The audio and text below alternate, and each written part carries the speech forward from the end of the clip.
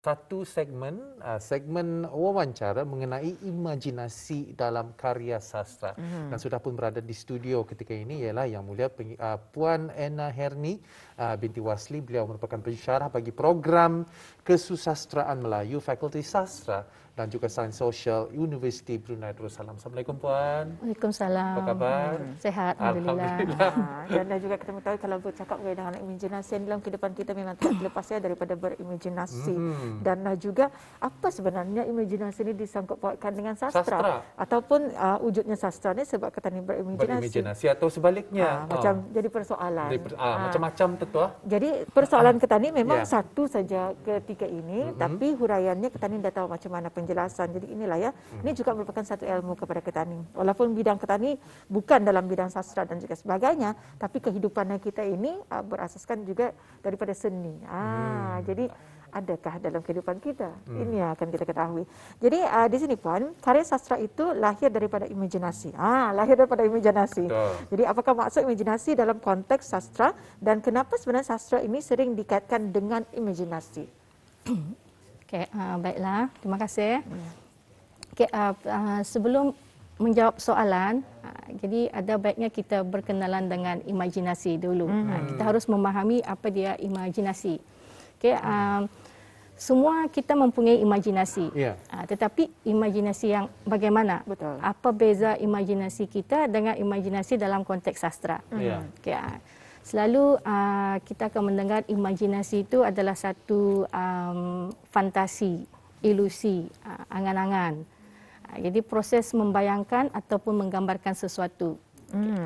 Jadi yang mungkinlah kita pun sering mendengar, kadang-kadang kita sendiri pun ada bertanya, pertanyaan seperti cuba imagine. Bayangkan, cuba imagine kita ni berada dalam satu situasi. Okay, cuba kita ni bayangkan. Selalu kan kita bertanya, cuba bayangkan. Jadi itu adalah satu pertanyaan yang merujuk kepada imajinasi. Jadi saya boleh saja bertanya pada Atul dan Fakrul, cuba bayangkan, imagine kita ni, imagine Fakrul dan Atul berada di dalam sebuah hutan. Jadi ingin mencari jalan keluar. Tiba-tiba ada sebuah rumah yang sangat besar, terang benderang, seolah-olah ada penghuni di dalamnya. Jadi pertanyaan saya, apakah yang akan dilakukan? Yang akan dilakukan? Kalau saya mungkin akan menuju ke rumah berkenaan dan juga melihat pasal mungkin saja mencari tempat berteduh ataupun tempat melindungi diri. Kita ni berada di tengah-tengah hutan, pada kebiasaannya memikirkan bahawa hutan itu kalau seorang diri agaknya menyeramkan. Macam mana pula dengan Atul? Kalau saya berfikir, sebab mana dalam hutan itu kan ada rumah besar yang terang benderang. Jadi saya akan mencari cara lain mungkin untuk bersembunyi. Anak sungai untuk mencari jalan keluar. Macam apa? Kalau artinya siapa yang hidup, siapa yang indah ya. Jadi macam mana tu Puan? Macam mana ya? Jadi kalau itu proses imajinasi yang berkisar kepada bayangan kita ni kan. Jadi Fakrul ada imajinasinya tersendiri ataupun ada imajinasi tersendiri. Itu proses imajinasi yang berlaku secara spontan. Tetapi yang melibatkan daya fikir. Kita ni berfikir, membayangkan sekiranya kita berada di dalam hutan tu kan, ada rumah, tapi seolah sama ada rumah itu berpenghuni ataupun tidak, terpulang kepada kita untuk membayangkan. Jadi itu proses imajinasi seseorang dalam keadaan kita ni membayangkan dalam sekelip mata. Tetapi jadi satu pertanyaan, bagaimana imajinasi di dalam karya sastra, dalam konteks sastra? Imajinasi dalam konteks sastra apabila kita ni menulis, ia memerlukan latihan. Jadi imajinasi itu bukan imajinasi yang difikirkan dalam sekelip mata. Betul. Imajinasi yang terlatih. Yang terlatih. Jadi memerlukan proses. Proses adunan, dicerna, diolah lagi supaya ia menjadi sebuah cerita yang sangat menarik. Jadi kita ni setengah masyarakat menganggap membaca karya sastra itu hanya setakat rekaan semata-mata. Jadi ada mengatakan untuk apa membaca karya sastra kalau ia hadir hanya dari imajinasi pengarang. Tetapi imajinasi dalam karya sastra ia mempunyai tujuan. Tujuan itu adalah untuk mengajar dan mendidik pembaca. Jadi ada objektif kenapa si penulis menggunakan imajinasinya menulis karya sastra. Jadi ia bukan saja-saja berimajinasi. Jadi ada melalui beberapa proses. Satu, imajinasi itu boleh saja hadir melalui pengalaman. Okay, pengalamannya mungkin kita ni pun ada pernah membaca karya sastra, novel, cerpen, sajak ataupun drama. Ada penulis menulis kisah hidupnya berdasarkan pengalamannya. Tetapi pengalaman itu diolah dalam imajinasinya. Jadi kita tidak mau membaca karya sastra itu mendatar saja. Kalau hanya pengalaman, semua orang ada pengalaman. Tetapi bagaimana kita mengembangkan pengalaman kita itu dalam bentuk sebuah cerita. Jadi imajinasi itu penting. Jadi kita ni membayangkan. Kadang-kadang ada penulis mengambil masa yang agak lama untuk membayangkan sesuatu untuk mencari idea. Atau bagi penulis, macam mana pula dengan peminat sastra, macam yang suka menikmati sastra ini? Sebagai pembaca, jadi pembaca apabila membaca sebuah karya sastra, kita pun selalu membaca kan. Kadang-kadang kita ni cuba membayangkan apakah kisah itu benar ataupun tidak. Betul. Jadi ada karya sastra yang boleh sampai kepada kita sebagai pembaca. Kadang-kadang kita ni terbawa-bawa dengan kehidupan yang ada di dalam cerita, novel, cerpen ke dalam kehidupan kita ni sebenar. Kerana itu menunjukkan bahawa imajinasi seorang penulis mampu membawa pembaca meneroka ke dunia lain. Artinya pembaca turut sama membayangkan apa yang cuba dibayangkan oleh penulis di dalam ceritanya. Itu imajinasi. Jadi imajinasi yang bukan kita dapat bayangkan dalam sekelip mata. Macam tadi Fakrul Datul ada membayangkan kan, itu boleh saja dijadikan sebuah cerita. Jadi satu cerita, Fakrul memasuki rumah, mungkin ada imajinasi tertentu apabila berada dalam rumah apa yang akan terjadi. Macam itu akan mencari sungai kan, tentang sungai. Jadi apa akan terjadi selepas itu? Jadi imajinasi itu akan menuntun kita ni untuk mencari satu penemuan yang baru, menjadilah sebuah cerita. Tetapi cerita itu kita menghasilkannya perlu ada tujuan. Imajinasi yang bertujuan untuk mendidik dan mengajar pembaca. Supaya kita ni tahu yang bahawa kita tidak mahu makna sastra itu disempitkan kepada karya yang bersifat imajinasi semata-mata. Jadi imajinasi itu dalam karya sastra adalah imajinasi yang sudah kita ni latih. Jadi kita kembangkan menjadi sebuah cerita yang menarik. Saya faham. Faham.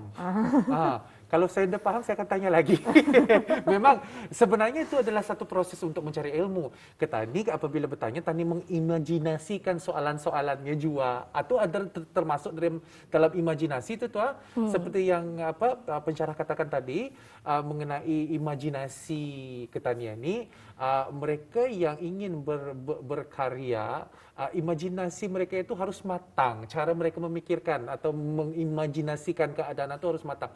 Kerana ada beberapa karya-karya sastra, kadang-kadang Ketani dah terfikir, kalau sekiranya ni itulah, dan juga Puan, kalau sekiranya Ketani kan membuat novel, tetapi novel itu agaknya tentang kisah-kisah kehidupan seperti pergolakan rumah tangga dan sebagainya. Itu yang sudah di depan mata Ketani. Tetapi macam mana pula dengan orang yang ingin mencipta satu cerita seperti, maafkan saya menyebut, Harry Potter.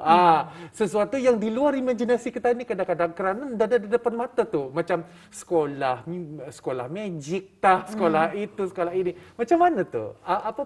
Macam mana sampai imajinasi itu sampai ada berada di sana daripada si penulis? Kalau kita lihat Harry Potter, baru-baru ini ada filem baru kan, Return to Hogwarts. Sebenarnya kalau saya melihat filem Harry Potter itu adalah satu karya sastra, tetapi dalam bentuk filem. Karena karya sastra itu bukan hanya merujuk kepada bacaan-bacaan teks. Filem itu pun karya sastra. Lagu, nyanyian pun karya sastra. Kerana itu ada timbul perkataan puisi lirik. Kerana lirik yang dihasilkan itu adalah ibarat sebuah puisi. Itu karya sastra. Kalau Harry Potter itu kita melihat bagaimana tingginya imajinasi penulisnya, penulis skrip dan pengarah. Penulis skrip mungkin lain, pengarah mungkin lain. Penulis skrip apabila melakukan ingin menghasilkan sebuah skrip, ia perlu berfikir. Jadi kita ni melihat bagaimana Harry Potter Magic School, kan, sekolah magic yang melihat orang yang berketurunan memang asli ya Manusia. manusia dan memang asli ya ada mempunyai keturunan yang Jadi-jadian. magic. Jadi Halimundan. di sana kita dapat melihat betapa tingginya imajinasi sehingga dia boleh memikirkan hal-hal sebegitu. Tetapi bila kita kaji kan dalam konteks sastra, orang yang suka mengkaji ataupun meneliti cerita Harry Potter sebenarnya ia ada tujuan kenapa dihasilkan. Betul. Ya. Memang ia nampak seperti fantasi. Jadi kita sebagai penonton melihat syok kan, seronok kan, kerana imajinasi itu selalu tinggi untuk dihadirkannya dalam bentuk sebuah filem. Tapi mesti dapat dikaitkan dengan realiti sekarang tu kan, maksudnya. Jadi tekniknya sebagai seorang penulis atau mungkin juga pengarah filem dan sebagainya, orang yang membuat sastra ni mesti ia dapat mengaitkan sesuatu yang di luar imajinasi, di luar kebiasaan dengan sesuatu yang biasa kita hadapi. Mungkin apa komen pensyarah? Imajinasi artinya mungkin sahaja Harry Potter itu berdasarkan dari pengalamannya, tapi diolah. Itulah imajinasi ini, ia seperti penemuan baru. Ia di luar kotak fikir kita ni. Artinya apabila seseorang itu mampu mencipta ataupun menghasilkan sebuah karya ataupun cerita yang memang tidak terjadi pada dunia sekarang. Artinya kita ni melihat bagaimana caranya berfikir, berimajinasi itu sehingga mampu memikirkan kisah-kisah seperti Harry Potter. Memang magic kan? Kita ni melihat, mungkin kita ni dapat kaitkan dengan realiti amalan ilmu hitam, amalan ilmu sihir dan mantra dan sebagainya. Mungkin kita kaitkan itu ada kaitan. Jadi Harry Potter tu kan kalau kita lihat asalnya, kalau rumahnya asalnya bukan Gryffindor, asalnya Slytherin kan. Jadi kita dia melihat Harry Potter memaksa dirinya untuk memilih yang baik. Kalau Slytherin memang akan menjadi seorang yang jahat. Jadi kita melihat masa topi yang dipakaikan, ia memaksa dirinya. Artinya Harry Potter memilih jalan yang baik. Kerana dia tahu Slytherin itu ketua yang tidak baik, yang jahat kan. Jadi dia tahu Gryffindor memang yang baik. Jadi ia ada merupakan satu pilihan. Kalau Harry Potter memilih Slytherin, ia akan menjadi yang jahat. Itu mesejnya lah. Jadi bermakna di sana adalah antara tujuannya. Sebab itulah dengan adanya seperti yang Puan katakan tadi, perlu ada latihan walaupun ia merupakan satu rekaan, dan juga perlu mengajar dan serta mendidik sepembaca, dan juga penghasilannya nanti akan dipahami oleh masyarakat kita. Kalau tadi cerita tu lebih kepada teknologi yang dapat kita ambil. Jadi bila sastra tu dicantumkan untuk jadikan sebuah filem dan menjadi direalisasikan, jadi bermakna teknologi itu sampai kepada kita. Jadi di sini bagaimana karya yang lahir daripada imajinasi ini kalau di negara kita Brunei Darussalam sendiri. Jadi mungkin Puan boleh menjelaskannya. Contohnya paling senang drama, pementasan drama. Kalau di dalam novel ataupun cerpen, penulis akan mudah bagi mereka mendeskripsikan sungai mengalir, banjir, kilat. Yang dapat dibayangkan. Jadi senang hanya dengan menulis. Tetapi bagaimana jika apa yang ditulis itu dipindah dalam bentuk pementasan? Jadi bagaimana kita membayangkan air sungai mengalir di atas pentas? Bagaimana kita membayangkan suasana banjir? Mungkin dibentangkan kain berwarna biru. Kan itu sudah imajinasi. Itu dah imajinasi kan? Jadi itu proses penulis skrip dan pengarah. Jadi bagaimana kita ni akan melihat suasana peperangan pada zaman dulu dipindah di atas pentas. Jadi melalui proses imajinasi, pengarah akan berfikir tu. Mungkin kadang-kadang dengan memainkan lampu dapat mengubah rasa perasaan, mood dalam satu cerita. Sekiranya dalam cerita karya sastra ada mempunyai babak-babak tersendiri, maafkan saya, tersendiri. Mungkin dengan penggunaan lampu merah atau menggunakan lampu biru dapat memainkan perasaan yang cemas. Dan itu adalah satu babak yang ingin dimainkan. Mungkin adakah betul atau indahnya tu orang? Atau daripada imajinasi, kata Chua? Kalau dalam sastra, warna pun memainkan peranan. Warna pun kadang-kadang melambangkan merah tu kan marah, bahaya. Jadi hitam tu membayangkan kegelapan, putih yang bersih. Jadi itu memerlukan imajinasi pengarah. Kemudian penonton akan juga turut sama membayangkan. Apabila mereka tidak tahu kan, macam ombak kan, boleh saja menggunakan kain rentang. Jadi di sana penonton akan mula berfikir, apa maksudnya kain rentang warna putih ini. Jadi dimasukkan dengan elemen muzik, lampu, cahaya, mungkin ada asap. Di sana mula proses imajinasi para penonton ikut sama memahami cerita yang disampaikan. Jadi sebenarnya saya baru memahami bila Puan menerangkannya. Lahir daripada imajinasi sastra itu. Saya beranggapan kalau tadi sastra itu cuma tulisan. Tulisan saja apa yang kita buat. Ya, tapi sebenarnya banyak menyeluruh. Seperti yang Puan katakan, adanya elemen-elemen yang lain kalau dalam teater. Kan tadi dengan orang tadi macam mana air itu mengalir, sungai itu mengalir, laut dan sebagainya.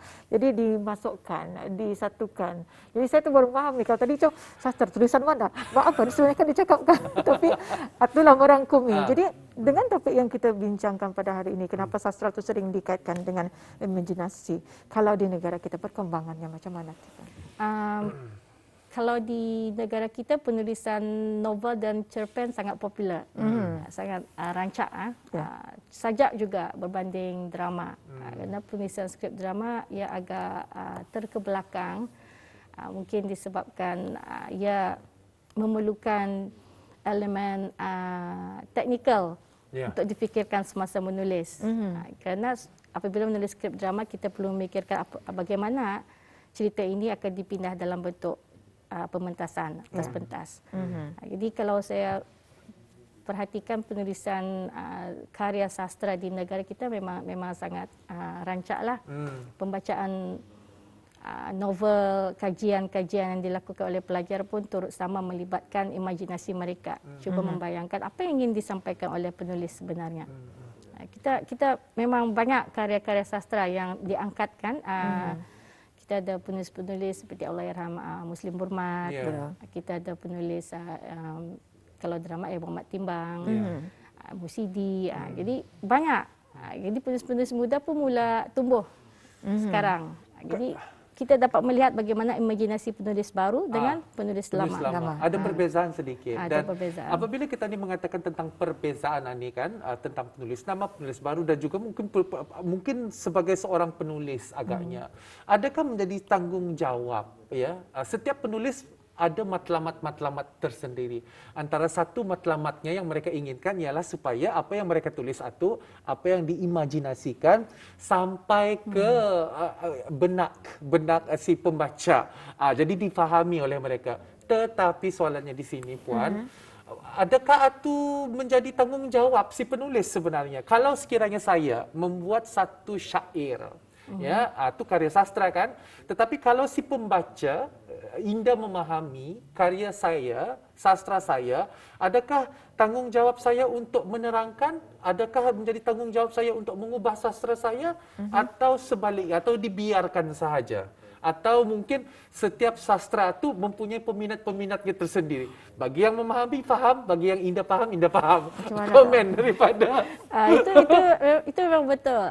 Kerana setiap penulis, mereka ada identiti tersendiri. Ada penulis yang suka menulis novel ataupun cerpen menggunakan pelambangan, sukar untuk difahami. Kita panggil penulisan abstrak. Jadi memang pernah dipersoalkan bagaimana pembaca memahami karya yang begitu kaya abstrak dengan simbolik, pelambangan. Jadi itu ada pembaca membaca 4-5 kali sehingga faham. Ada yang tak faham. Itu terpulanglah sepertinya Fakrul memang ada pembaca meminati penulis-penulis tertentu. Sehingga kadang-kadang ada pembaca terikut-ikut dengan gaya penulis. Jadi kalau bagi saya sastra itu perlulah mempunyai mesej yang jelas pada pembaca supaya dia sampai kepada pembaca kan. Kerana apabila pembaca faham, ya karya sastra ni sebenarnya rakaman semula dari apa yang berlaku di sekitar kita. Jadi sekarang pun kita ni boleh jadikannya sebuah cerita. Jadi berdasarkan pengalaman. Tetapi imajinasi itu boleh kita ni masukkan unsur suspense. Mungkin boleh saja berlaku sesuatu sekarang. Tapi itu dalam bentuk cerita. Tapi ia adalah rakaman dari apa yang terjadi sekarang. Itu terpulang sebenarnya kepada pembaca. Ada setengah penulis suka, memang gemar menggunakan penulisan abstrak. Saya pun kadang-kadang sukar untuk memahami. Tetapi kalau dalam konteks akademik, perlu kajianlah, analisis yang sangat teliti lah, baru kita dapat memahami. Alhamdulillah. Jadi di sini dalam masa yang singkat, mungkin saranan Puan sendiri dalam tajuk yang kita bawakan pada hari ini.